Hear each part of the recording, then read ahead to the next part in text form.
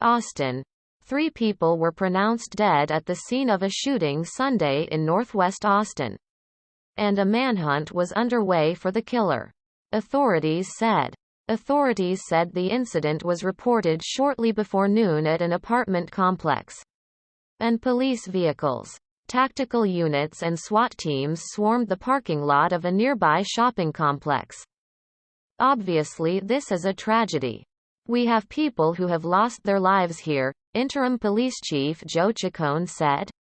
We'll do our best to get this person in custody, and hopefully with no more loss of life. Chacon said the shooting appeared to stem from a domestic dispute. He identified the suspect as Stephen Nicholas Broderick, 41. Preliminary information indicated that Broderick knew the victims, 2 women and a man, and that the shooting was targeted to them. A child was involved in the incident, Chacon said, but was safe in police custody. However, danger remains high, he said.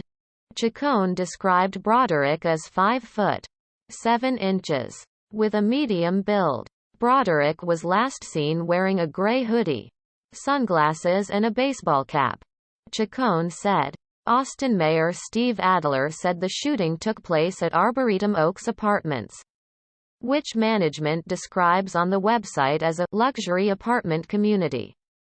All residents are advised to shelter in place, police said on social media. Police, fire and EMS responded. Helicopters buzzed over the scene. Onlookers and reporters gathered but were kept several blocks from the shooting. The Austin-Travis County EMS, which responded to the scene, described an active attack Hooter incident.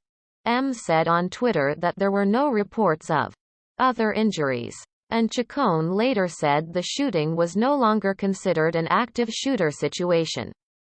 Josh Katzowitz, who had been shopping at the nearby Trader Joe's, said police and ambulances came pouring in to the area as he was leaving.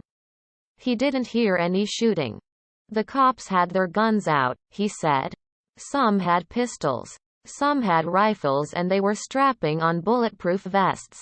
There were all of a sudden ambulances, sirens and police cars. There were cops coming from everywhere. The rampage was the latest of several shooting attacks across the nation, including one earlier Sunday in Kenosha, Wisconsin, that left 3 people dead. Mass killings have claimed 4 or more American lives every week for the past 6 weeks, leaving dozens dead and several more people wounded in their wake. President Joe Biden's calls for tighter gun restrictions to combat the carnage have drawn little support in Texas.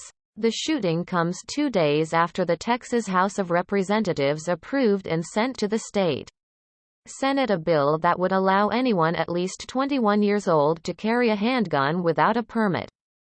State representatives passed House Bill 1927 largely along party lines in the third and final reading Friday, sending the piece of legislation to the Texas Senate.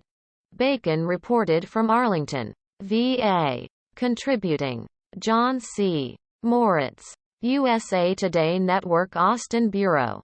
The Associated Press.